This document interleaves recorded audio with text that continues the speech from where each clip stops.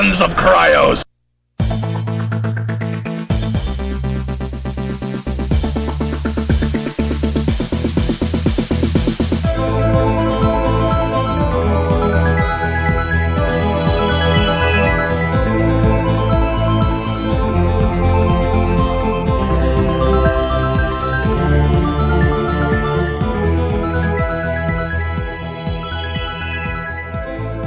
Hi, I'm Jeff. And I'm Judd.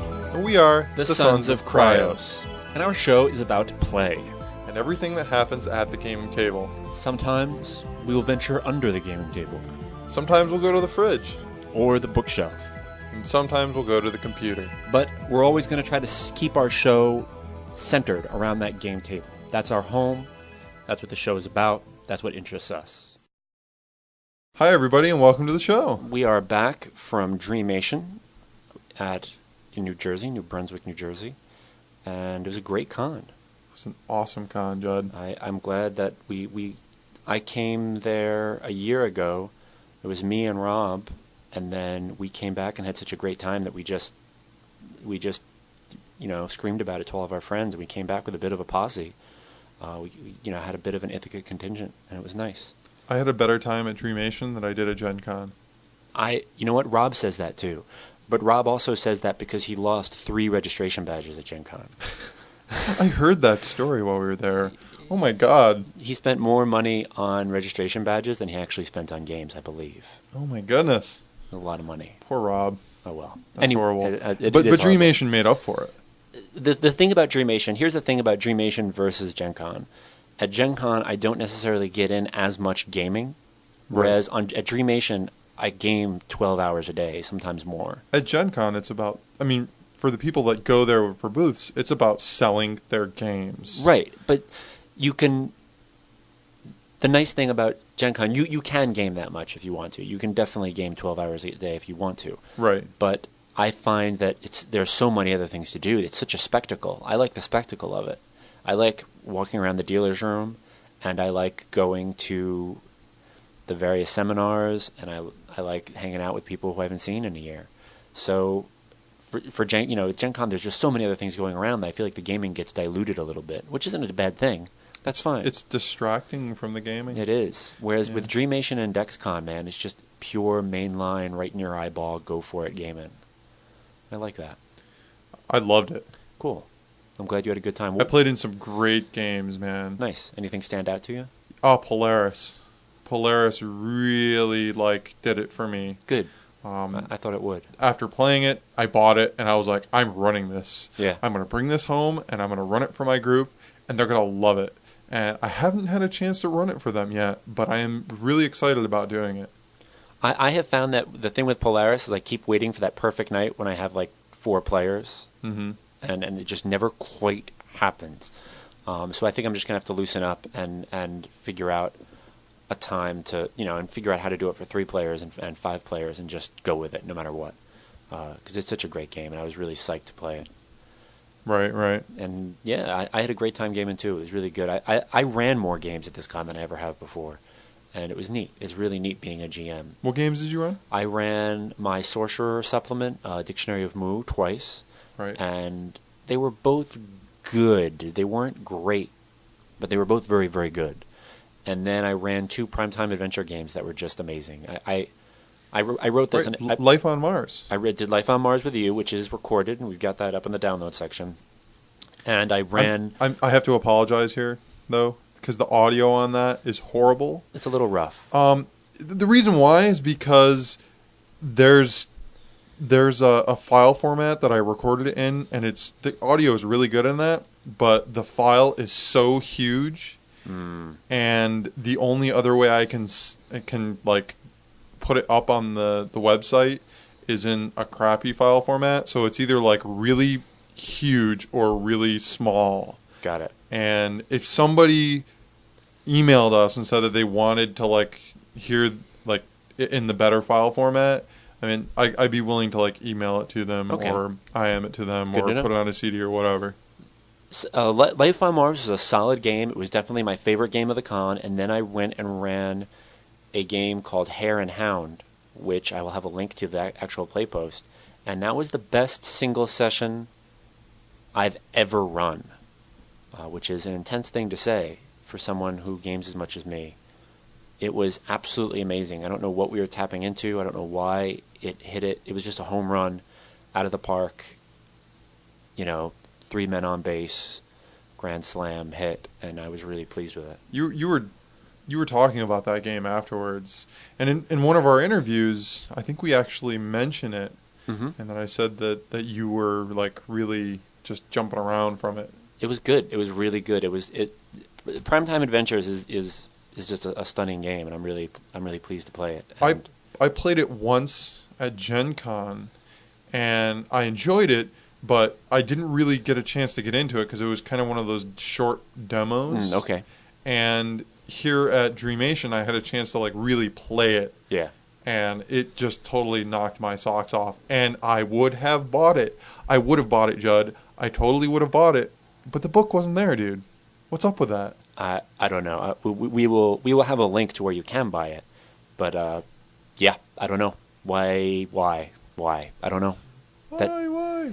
Awesome game. I would have sold. I'm sure that everyone at the table that I was playing at would have run and bought that. Yeah, just to have I'm going to buy it. I'm absolutely going to buy it. But it's just that after like I play a really good game, I have to tone myself down now for like buying games because I went to GenCon and just bought way too much. Mm-hmm. But anyhow, so I look for the games that I really, really, really enjoy. Yeah. And then afterwards I'll pick a couple of them that I really like and buy those.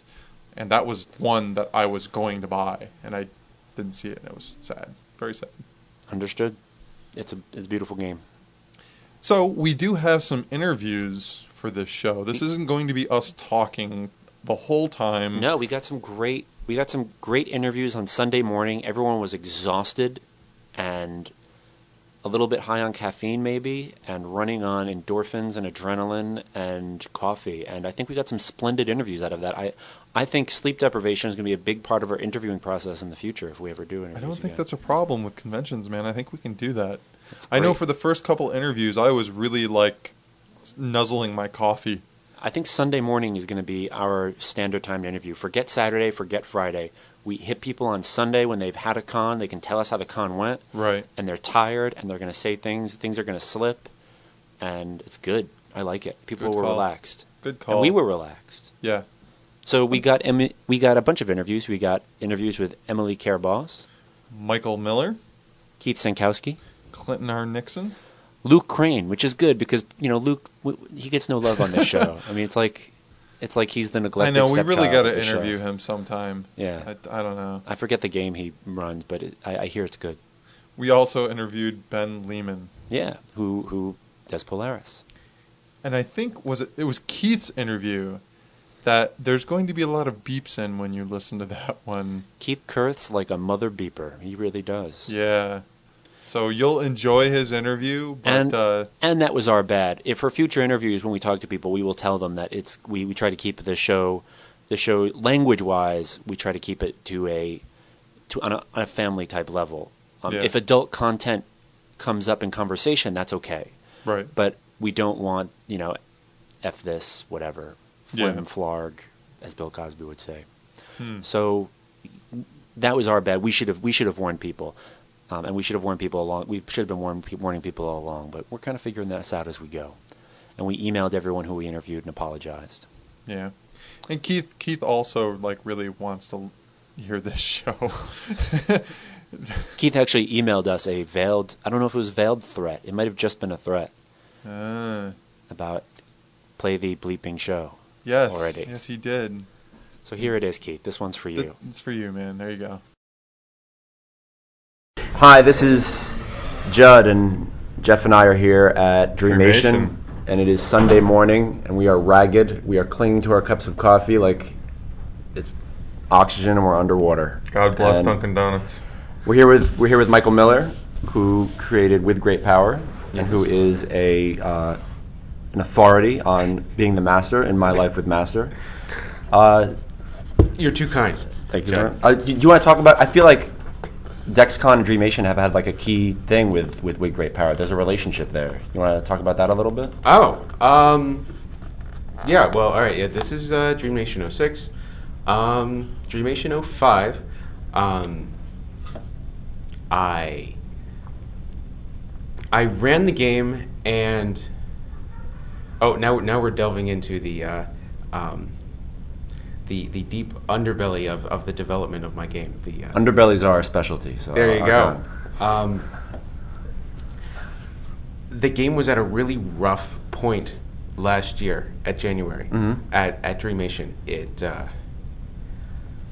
I had gotten it so far, and I realized it wasn't working because every convention that would come down the line, I dreaded running my game more and more. Yeah. So I knew something was wrong, and when I ran it for you and other people last year at Dreamation, I could work up no enthusiasm. You were much more excited to run My Life with Master than you were to run your own game. Yeah. Well, because it's a brilliant game. And at that point, With Great Power wasn't finished. I didn't realize that it wasn't finished. There was just a symptom. I'm not enjoying my game, therefore it must not be done. Right. And actually, it was because of the Dreamation My Life with Master game that went so incredibly well.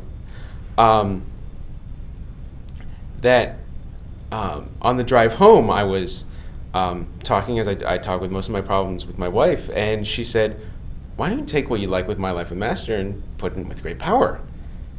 And so that was it. I realized that I needed to solicit from the players, what do you care about? And use that as the core of what the what the supervillains are after, which is what makes the readers of comic books care about the stories, is because the villains are threatening what the readers care about. Right. And when you translate that into a role-playing game, the audience is the players. Therefore, you have to find out what Judd and Jeff and whomever else is playing care about and threaten that. Have the villains go after that relentlessly. After their Mary Janes. And After Gwen their Mary Stacy's. Janes. Right. And go after that relentlessly. Build your entire plan around that. And that will draw the players in. They will... If the villains are constantly trying to knock over the bank because you're the GM and you think knocking over banks is evil or whatever, they'll play along, but they won't be engaged on an emotional level. Right. So once I put that into the game mechanically, that each player chooses a strife aspect. This is what I find most interesting about my hero, and I designed the GM side so that I have to take all the strife aspects of the heroes and build the supervillain plot that only has to make sense to a supervillain. Right. To vitally need those things, I have to pursue them. I have to get them, and my whole plot is about that. I set up a very I'm going after the things that I'm Michael Miller, I'm standing at the table across from you guys, and I'm trying to hurt the imagined things that you came up with that you care about. So you're going to sit up and take notice, and that's going to make the game exciting. And to bring it full circle, how many times have you run With Great Power at this con? This con, twice, plus a demo. Nice. And there was no dread involved. There was no dread at all. There has not been dread in many, many months. Good. Because of the really, really low point I was at last year. So. And you just powered through it. Yeah, persevered. Excellent. What, Jeff, you were going to say? Yeah, Michael, I'm not familiar with Great Power. Okay. Can you tell me what it is about? Oh, it's a game about melodramatic superheroes. Very much inspired in the style of Stan Lee, Silver Age stuff, where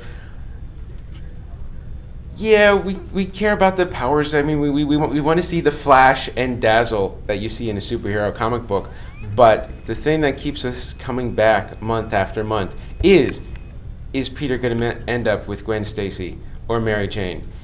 Is Ben Grimm going to stand beside Reed Richards, the guy who made him into the Thing, inhuman thing that he is, or is he going to take the chance to maybe turn on Reed in an effort to get his humanity back?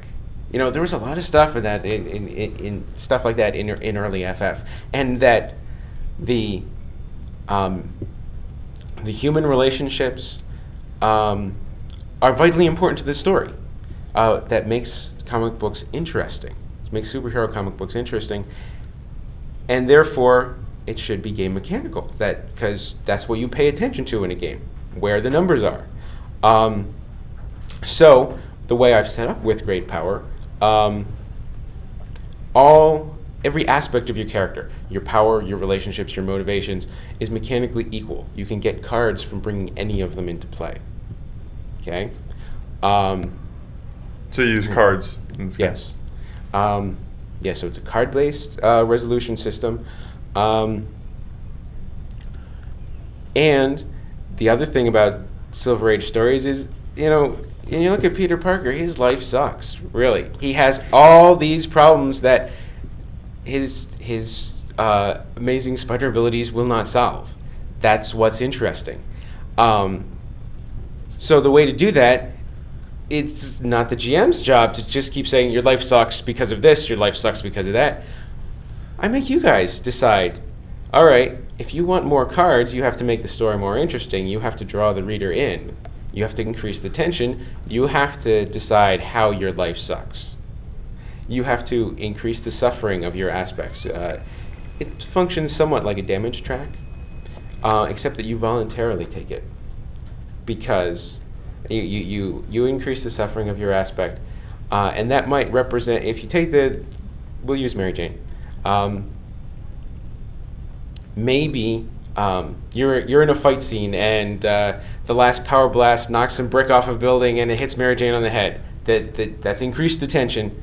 You would get cards for deciding to narrate that into what happens in the game. Right.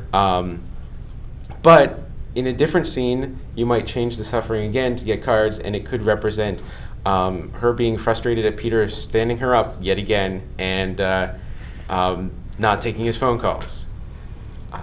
It could, represent her taking a job in a distant city and going on a date with Flash Thompson. Or very nice. Right. All right, I've got a question. It's kind of a tough question. It's probably a subject you somewhat dread as being the author of a superhero game. Someone comes up to the booth and they've got a Hero System Champions T-shirt on. Okay. How do you approach it? Like, what do you say to find out if they're going to like the game or what they want out of their games, or? I ask them if they like to play up the disadvantages of their heroes. Mm-hmm. Because in Hero System, you're in character creation. It works like With Great Power works in play, like I was just describing. When you take stuff that makes your hero's life difficult in character creation, you take what are the DNPCs, dependent non-player characters, or that you're hunted by whatever, you get points to give yourself more power. The difference between Hero System and With Great Power in that sense is that instead of it just taking place at character creation, when you're sitting there juggling those numbers and lots of numbers in Hero System, in With Great Power, it's happening at the table. You have to make those decisions over and over again in every scene. Right. So yeah, it brings it into play rather than being something from before play. Okay. Because that's one of the things that I like in designs. I hate prep work. I hate it. I love games where I can show up with some character sheets and rules and cards and dice or whatever and say, all right, we're going to make up this great thing. Let's go. Michael, what was your inspiration for this game? I mean, everybody loves superheroes, I think. So what was the thing that got you or inspired you? I get to tell my Ron story now. As long as it's not a Luke story, we can't really tell any more Luke stories. Who? Actually. Exactly.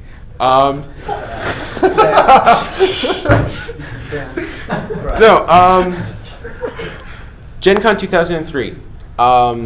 After I was gaming, I played Troll Bay with Rod Edwards and had a horrible time. I because I didn't get the game. But afterwards, we were just chatting, and we were talking about the Spider-Man movie that had come out that year or the year previous. Yeah, it was 2003. And he was saying, I've seen the movie. Yeah, Ron was saying, I saw the movie multiple times in multiple theaters with different kinds of audiences, right?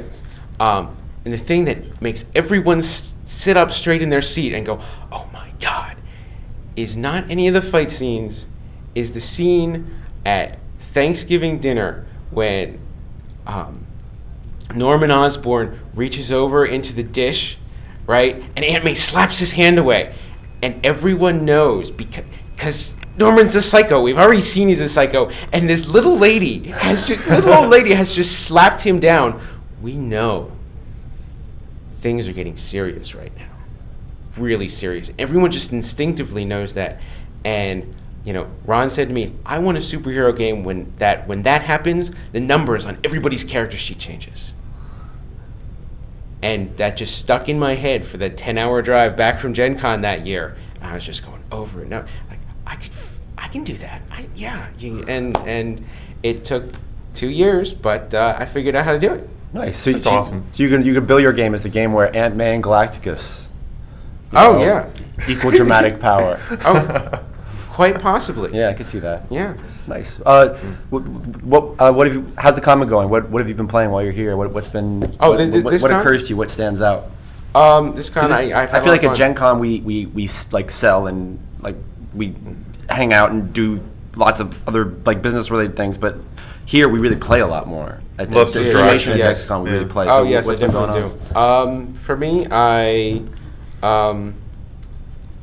I ran with Kid Power on Friday afternoon, and he who should not be named was in that game, and it was, and it was really great. My new end of the world scenario, and then I played PTA on Friday night, and we again, starting with nothing but blank pieces of paper, came up with a great scenario, a game called Life on Mars. Which I played in. Yeah, Judd and I ran. Yeah, you were there. And it was really great, just starting with nothing, but the imaginations of 6 people sitting around a table, and we came up with this show that I would watch. I would tape when I was at a convention. And we did tape that show. Yeah, that's nice. That we have that as like. That'd be nice. Insert link here. Yes. And then Saturday I did mostly hanging out and demos and prep for the party. Ran with Great Power again last night, and then midnight I actually played my favorite game that I didn't write, which is My Life with Master. Oh, nice. As most people know, run by Rob Bell. Nice. What would you like? Pick a moment. Pick like one gaming scene or one moment in the game where something happened or a reaction from players or something went down and that something that really stood out for you. Yeah, stood out for you was good or stood out for you was bad or something. Had a reaction from you. In the With Great Power game last night, which it's an end of the world scenario.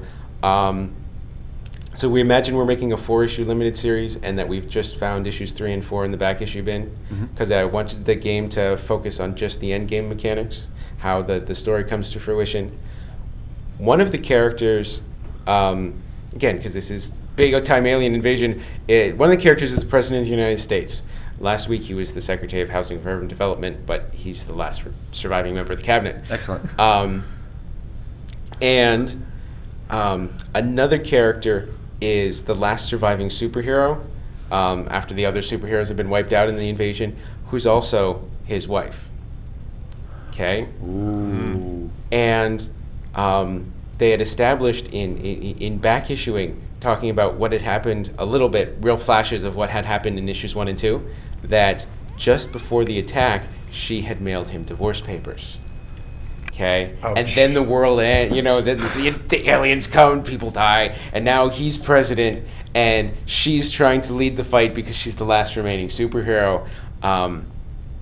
and for every combat scene in With Great Power, well, in every scene with Great Power, each side names their stakes, how the scene will end if they win. And Joshua Newman, who was playing the Silver Speedster, the last remaining superhero, said his stakes. He said, "All right, I'm going to be totally fighting the aliens this scene in every way I can think of, but I'm not doing it in order to beat the aliens. If I win, the scene will end with the president realizing that he still loves me." Ooh. Oh, and he just fought tooth and nail. just oh man, the card play went on, and he won it. And the world the world alien cataclysm was just given the same dramatic force as this divorce. Precisely. Nice. Great. Cool. So, thank you very much for talking to us, Michael. Yeah, thank you, well, Michael. Thanks for having me. No problem. We're here at Dreamation with Ben Lehman, who has written Polaris and a host of other games that are kind of in the cooker and on their way. Ben, do you want to talk about Polaris a little bit? Okay, sure. Tell us a little bit about it for people who don't know anything about Polaris. Polaris. This is my first time at a convention doing anything with Polaris. Polaris is a game which I wrote. It is the really catchphrase I have for it is it's an apocalyptic fairy tale. And the basic idea is that you play, I think Judd explained it on a previous show, Sons of Kryos, and you play knights in the dying age of the greatest civilization that will ever exist in the world. You're trying to save it, and you're going to fail. And the game is about both your own personal tragedies, because the game isn't just a tragedy on a global scale, it's also a tragedy on a personal scale, and also sort of why do you keep fighting, or why do you give up fighting to save the world. It's given me, I guess, a lot of the reason that theme is there is because so many role-playing games that I've played are about saving the world, and either you do or you don't, but it's like I sort of want to just examine the idea of saving the world and take it apart and be like, is this ever a good idea? Is this ever a bad idea? What's up with it? So that sounds really lit theory, right? Which is weird because Polaris mostly involves cutting off people's limbs and heads, right? And lots of illicit sex. That's generally how Polaris goes. Well, which I think Judd played a game with me yesterday. Yes. And I think you pretty much testified that that's pretty much how the game went. Yeah, it totally was. But after you say that now, I think I'm gonna go buy 3 more copies. So, how's the gaming been going at the con? Anything in particular stand out to you? Any session? I just recently got over my giant Polaris burnout after having played a ton of demos of Polaris. Just like this last weekend, some people corralled me into playing it again. I had a really good time. Polaris was really fun. I played with these two guys, so I feel a little weird talking about it. Okay. But we didn't record the game, so nobody else knows. It's a big deal. Okay. There was some really. I think the last scene of the game was this interplay between Jeff's character, who had given up the fight and gone to live in the wilderness and die, and my character, who had not given up the fight and in doing so had become horrendously corrupt. I got to play the big bad guy. Right? Yeah, and Judd was playing this symbol of fallen knights. Yeah. Which we were both fallen knights in different ways. And the scene kind of started out as this pissing match between Judd's character Orion and my character Teal about whether who was a worse knight, and in the end, I died to try to save the world, and Orion tried to save the world and as a consequence had to live, which was exactly what he didn't want. And that was really, really, it's just a really perfect ending to the story arc between those two characters. I thought that was really cool. I guess the other moment actually of the con which really sticks out in my head, I haven't done a lot of full-on sessions. I've been sitting in on people's demos and such, but was just watching the end of Shock, which is Joshua Newman's new game, which is a science fiction game, and There will be a link in the show notes. it is absolutely. That game was the darkest science fiction I think I have ever seen. I read a lot of science fiction. I know that there's a ton of dark science fiction out there, but it was just fucked up, and the characters were awful people. And I just got to watch the end of the game, and the end of the game was these people trying their last ditch to salvage their lives. And as it happened, as the dice turned out, all of them failed. Yeah. That they just got caught up in. I mean, the game. There was a mind transfer. Was the shock of the game, which is the technological development, and just that is something I think about. That I'm like, ooh, maybe people could live for a long time, or maybe you could see life from another perspective, or something like that. And the game ended up being about like addiction, dysfunctional relationships, addiction, lack of self-acceptance and denial of responsibility, and complete rejection of humanity. Yeah. I mean, it was absolutely heartbreaking and awesome. I mean, and it was really cool to see that, because it was just I realized that like I'm sitting here just watching these people play. I'm not participating at all, and I'm totally riveted. At 4 in.the morning. At 4 in.the morning, and I really, really need to be asleep, very, very much. So that's why I'm a little groggy right now. I stayed up. If you're not groggy at this point in the con, you've done something wrong, I think. So anyway, those, I guess I could say the last scene of Polaris and the last bits of Shock were the highlights of this con for me in terms of gaming. Nice. Thanks. Do you have anything else you really wanted to talk about? Or? I have anything else that I really want to talk about? No, not really. I think that it's been really cool with this con just to be able to see people. Yeah.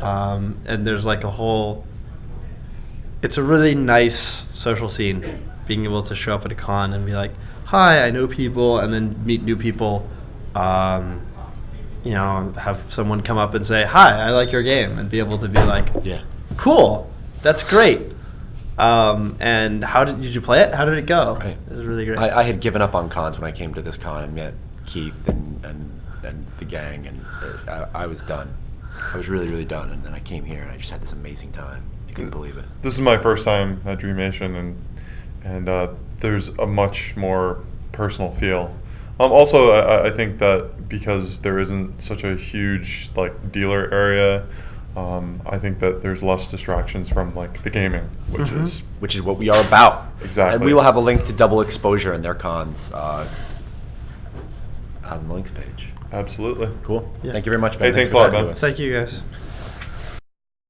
We are here with Emily Carebaugh, whose name I did not mispronounce, I don't think. No, you got it totally right. Awesome. Yes. Boss is really the last name. Okay. People get all confused about that Care thing. They think, oh, you're married or something. And no, it's just Emily Care, Boss. Care is no name, so whatever. Who made the game Breaking the Ice, which we've talked about a bit on the show. Yep. Do you want to talk about the game a little bit? Sure, that'd be great. So it's a weird and wacky romantic comedy role-playing game. It's different from every game you've ever played. It's for 2 players. You can play with more, but mostly it's for 2 people. You're playing characters who are going on their first 3 dates, and one of the sort of shticks about the game is that the 2 players first talk about themselves, and they figure out some way that they're different. So the classic difference is, if you and I were playing, Judd, there's something very obviously different about us. At least one thing. Right. We both got glasses, right, but you're a guy and I'm a girl. That's very true. Yep. So I picked up on that over the course of the weekend. So how it would Judd's work? quick like that. So how it would work would be, you'd play the female character, and I'd play a male character. So we'd sort of go through the love story, or the hopefully love story, but trading perspectives, And so then you make up the characters together. It's a very collaborative game, and you make up characters who, you can make up anything about them. They like cats, they're a cop, they got an ex-boyfriend, whatever. All this stuff will be interesting, believe me. Because then you make up something that makes it problematic for them to go on a date. Like, I don't know, their ex is jealous and is like, giving them shit. Or maybe something silly, like, I've got a broken leg, So as you play, you take turns narrating things that your character does to try and make the other character become more attracted to your character. And you're working together. The attraction's growing between each of you. You're both building into this stat. So the other player awards you dice for doing that, basically. It's like saying, okay, I'm going to do something nice. So, my character asks your character out to dinner. So I make sure I find out what your favorite kind of food is. So I bring you to this awesome restaurant that's like, not just vegetarian, but it's vegan. It's like excellent Indian vegan fare, right? So you go, oh, that's cool. I'll give you a die for this. And then you go and you roll for a little while, and you see if you get enough successes so that you can increase the attraction. Usually you don't at first. So then it gets really fun. Then you start narrating things that go wrong in a date, or that are like put you at a disadvantage. Like, oh, it's really great food, but there's cumin in everything, and you're like desperately allergic to cumin. So you don't want to be, you want to be nice about it. So you eat the cumin, and then all of a sudden you're like puking on the floor or something. So silly things like that come up. I would imagine there are people in our subculture who would go into the Mines of Moria and slaughter everything in it without really a thought, but the thought of role-playing a date would make them break out in a cold sweat. Have you had any interesting reactions to like telling people about this game? My God, the reaction I had to when I was initially talking about just the idea before I'd written it was like, no! Oh, no one will play it. What? Oh my God, that'd be awful. And like people talk about, especially guys, right? Most gamers are guys, not all of them, but most gamers are guys. And so they'd be like, oh, I could never play that with my gaming mates. Be like, oh, that'd be just too weird. And so when I was writing it, actually, I'm really glad I got that feedback early, because, like, I don't know, I'm easy with it. I'm like, yeah, go deep. Yeah, what's your issue? I want to explore that. Love, yeah. And I was like, oh, okay. Almost all the people who are going to play this are not going to have that perspective. So I said, okay, how can we make this something that you can do that if you want to, but you don't have to. And as it turns out that the mechanics where you're like making stuff up that goes wrong, it works beautifully for comedy, like wacky comedy. One of my favorite examples, I don't know if most people have seen this now, they should, is Bringing Up Baby, where it's Katharine Hepburn and Cary Grant, and they're getting together, and she's a wacky, eccentric person, and he's like a stodgy professor or something. And their conflicts are, he's getting married in a week, right? Good conflict. She's babysitting a leopard, right? So you bring all that stuff up. And so you can have conflicts that are ridiculous, and then it makes it so much easier to deal with the relationship part. And I think no matter what, it's so close to the heart that it can't help but be a little bit deeper, like bring you just a little bit out of the shallows. But it doesn't have to be like, oh my God, and then, my wife died, and oh, what would I do with this grief? I mean, you can go there if you want, but you don't have to. So. This game is pretty much a two-person game, isn't it? Yep. Do you find that most of the people who end up like buying this game and taking it home, do they end up? Well, no, I wasn't going to ask that, but we'll get to that. That's a good one. But do they because they're gamers, do they tend to run games that have different things than like humans, or is this, like, are we like dating dragons, or is this? My favorite example to do, and you know what, I don't think anybody's actually run this yet, so if anybody's listening to this and you want to run it, please tell me about it. But my favorite example as an alternate setting is to look at the real first three Star Wars films, New Hope, etc., as 3 dates between Leia and Han. So, like, her conflict is, I've got an evil empire that wants to kill me. And his is like, I'm a like happy-go-lucky rogue. Yeah. So you totally can. And I've always thought that doing the dungeon crawl, breaking the ice, would be great. I totally see people doing that. It's like, yeah. How do you sell that to your other gamer friends? Well, no, it's about an elf and a dwarf that fall in love on the adventure. I could totally see the Minds of Moria as the first date of Gimli and Legolas. Oh, brilliant! Yeah. Brilliant! I want to show you where my people come from. Like that. All right, there we go. The Dimrill Dale. You can also get dice for having a good description of settings. So the Dimrill Dale with all the sparkling crystals and shit. That'd be awesome. Fantastic. So back to something you brought up. Hooking up. Yeah, hooking up. Do people? It's a Some proven people end hookup up getting machine. together? No, seriously. It brings you there, right? It's within the realm of the game. It doesn't have to be there. Like I said, it can be wacky. Broken. If you want to play it and have it be totally light, just have one character have a broken leg. It's like easy laughs. You can fall. You close the car door on the foot, etc. It's hard to feel. It's hard to feel threatened by that, But if you're playing with somebody where there's something there, you can move in. You can coast into those waters. I think you just sold a lot more copies. And I do actually, at this con, I spoke to a couple who let me know that did actually sort of begin their relationship, and I was like, I didn't want to broadcast that. He's like, well, that's a pretty personal thing, but I asked them if they would give me personal testimony, and they're going to write it up. That's awesome. Any gaming at the con in particular standing out to you? Or? Oh God, what a great con this has been. I've had such good games. I took part in an awesome LARP, the first LARP I've ever been in, that Jeff and I took part in. That was great. Everway? Yeah. Really, we weren't just standing around trying to figure out, okay, so here's my character, and I have 10 million generations of this family, and I don't know what to do. No, it was okay, boom, I need to do this, I need to talk to this person, this is interesting, who's going to fall in love with me, who's going to try and kill me, etc. So it was great.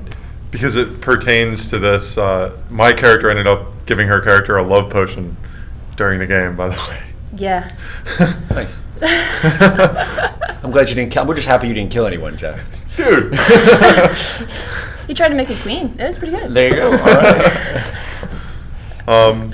So yeah, any other games? Yeah, actually, I played the best Breaking the Ice game I've ever played this con with Kat Miller, who wrote War Stories, and Mike Miller's wife, who you guys just interviewed for With Great Power. And she also ran the Everway LARP. So, right.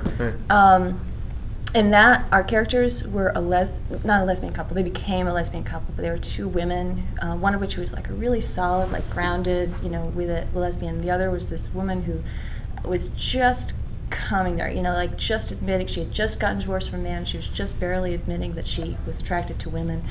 And I swear to God, Kat was just giving the most beautiful, touching, in character advice about being true to yourself, and not being bound by the fear of others, and the two characters just really there for one another. And I just found myself going, oh my God, this is what gaming can be. Right. We can I have such a deeper experience of who Kat is, and I was floored and so grateful just to be there. And then last night, I got to play a game with Judd. That was Primetime Adventures. First time we got the game together. Yeah, nice. Right, yeah. And which I've always looked forward to. And Primetime Adventures is I was playing it and I was like, this is my favorite role-playing game. Every time I hear it, I go, oh, Primetime Adventures, I can play, yes! And I have just played some of the most amazing, crazy games of that, and this was such an intense session. And again, playing this game that was about Victorian prostitutes who were being killed, but there's something about that game that allows everybody to shine, and that is the best thing about all these amazing games that are being designed right now, that it just brings in so much of everybody's creativity. And Primetime Adventures harnesses that amazing pulsing engine of creativity and just pushes it there. Yeah, it does. You start off with this blank sheet, and then you end up with this really structured, tangible story that just came out of nowhere. Yeah.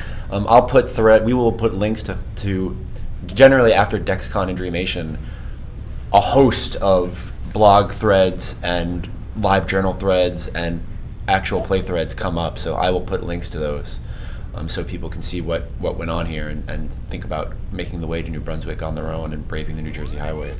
Because it was really some amazing gaming. I was really totally impressed. worth it. The PTA game that Emily was in was, I think, the single best game I've ever run. He was a Twitter about it afterwards, by the Yeah. way. I don't think I've ever seen Judd a Twitter, but he was. I was a Twitter, no doubt.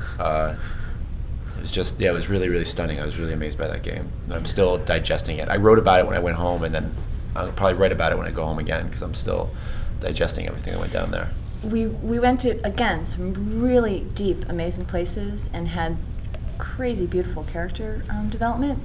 And what most amazed me was that we went over the line. Everybody was saying, "Oh, we went to the line." We went just over the line of what we could handle of brutality and vulnerability and loss in this character's life, and stuck with one another and didn't lose contact, and it was okay. We all took a break after that this one particular scene, but that was it. Just we held together. And it was a tight group. I felt tight. I felt really tight with everybody who was there after it. It was really neat.